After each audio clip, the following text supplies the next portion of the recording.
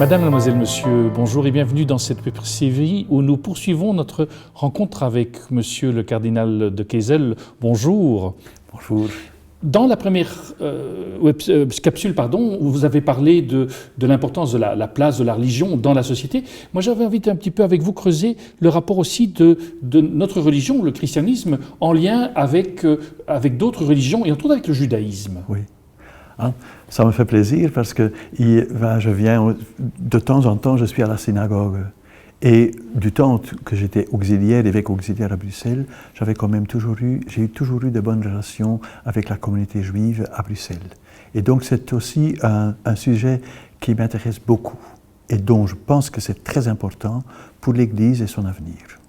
De quelle manière, justement? En quoi est-ce que ce dialogue est important pour l'Église et son avenir? Ce dialogue est important.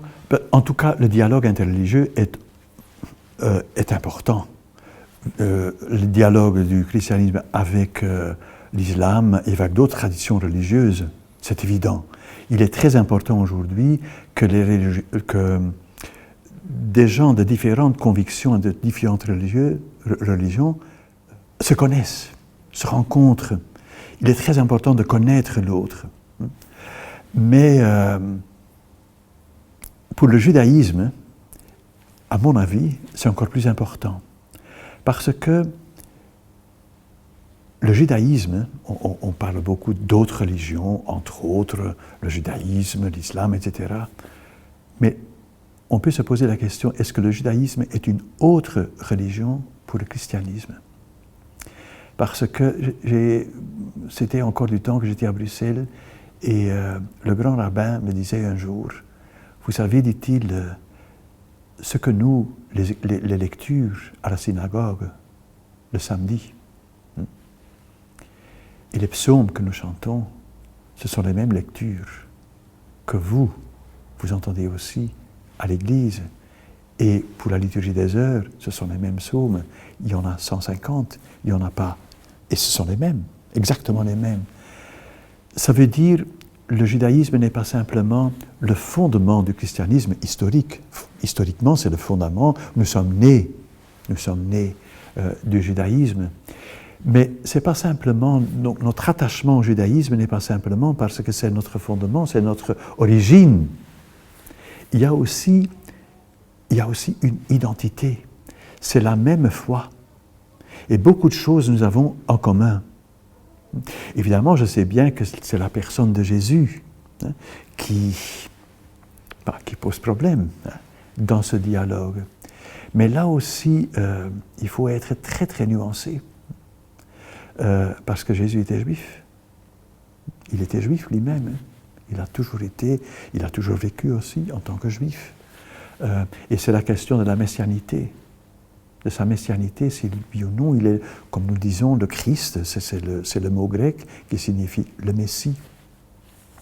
Et c'est quelque chose qui m'impressionne aussi. On dit parfois, les Juifs, eux, ils attendent encore le Messie. Mais évidemment, nous, chrétiens, nous l'avons déjà. Et c'est fini pour nous, on n'attend plus rien, il est venu. C'est pas tout à fait exact. Mais non.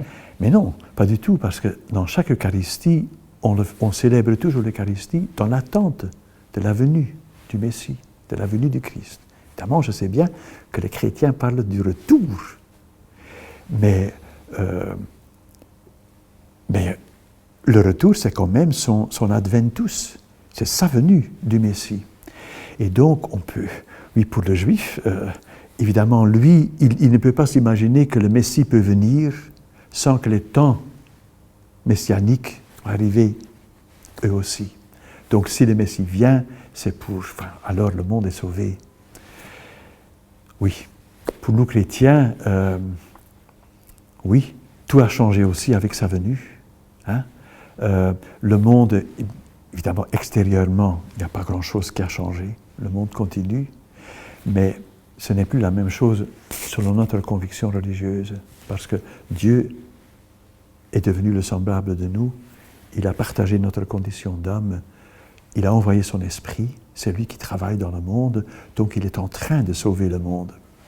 Mais donc je veux dire que la relation entre l'Église et le judaïsme est a un sens unique à l'intérieur du dialogue interreligieux. Et donc même, l'Église ne sera jamais ce qu'elle devra, ce à quoi elle est appelée, sans le peuple juif. Donc là, je dirais encore toujours, tant qu'il n'y a pas cette unité, l'Église n'est pas encore ce qu'elle devrait être. Nous sommes encore toujours en chemin. Et donc, les Juifs sont nos partenaires.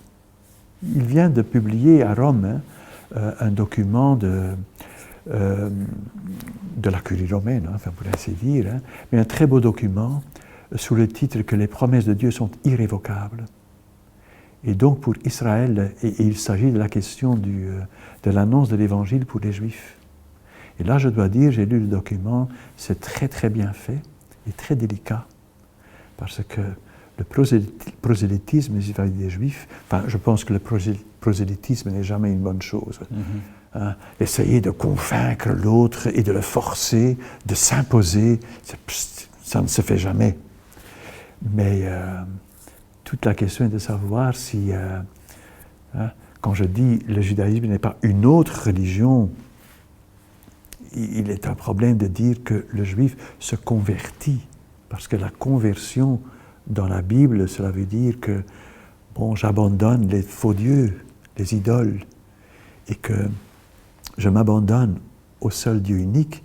Bon, le juif, c'est celui qui croit en Dieu. C'est le fils d'Abraham. Et donc, je trouve ça je pense que dans nos rapports avec le judaïsme, l'Église peut apprendre aussi une grande délicatesse au niveau religieux.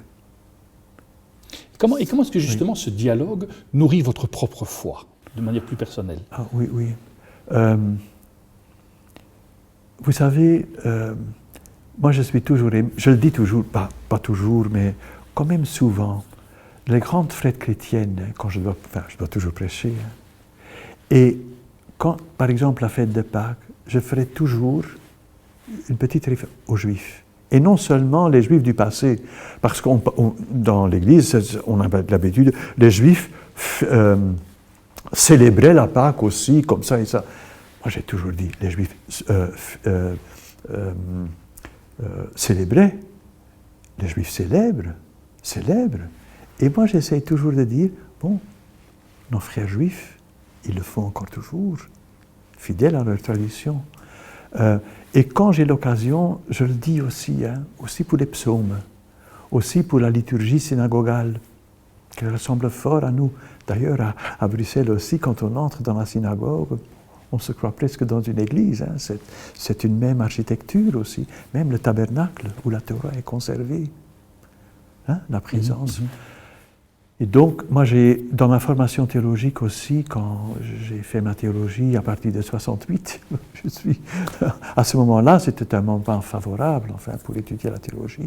Il y avait encore à ce moment-là, en Europe ici, de grands auteurs, de grands penseurs. On a quand même eu de la chance dans ma formation.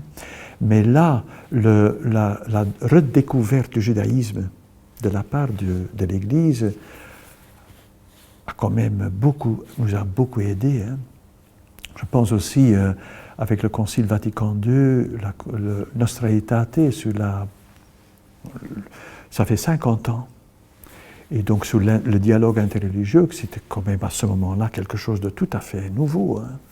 Et donc, les relations ont complètement changé. Il faut quand même savoir, avant la Deuxième Guerre, la relation avec la communauté juive, il faut le dire, c'est une histoire noire, aussi de la part des chrétiens et de l'Église. Mais je sens maintenant aussi, de la part de la communauté juive, il y a une vraie amitié. Et eux aussi, ils ont